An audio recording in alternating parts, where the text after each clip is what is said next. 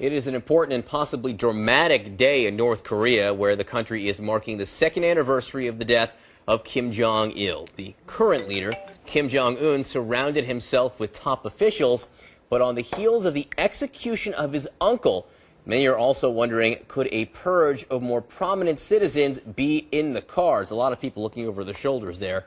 Anna Coren is live in Seoul this morning. Anna, give us a sense of what's going on today. Well, John, as you say, thousands of party officials turned out to pay tribute to the dear leader, that being the father of Kim Jong Un.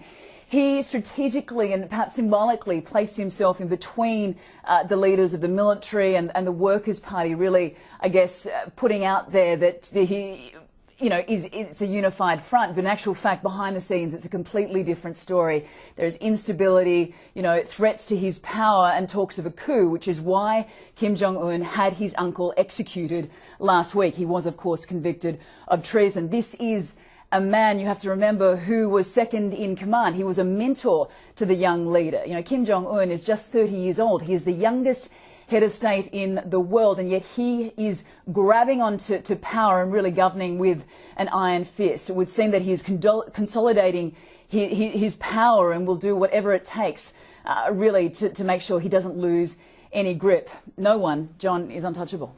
And he knows right now that the whole world is watching, especially what happened with his uncle right now. Any sense from either the South Koreans or the U.S. that North Korea could use this opportunity for more provocations, nuclear testing, missile firings, things like that? Yeah, absolutely, John, and that is what they are really concerned about. Here in South Korea, the president's put the military and police on high alert. They are expecting further provocations. This is something that South Korea does when there are times of instability, sort of to prove their muscle, prove their might.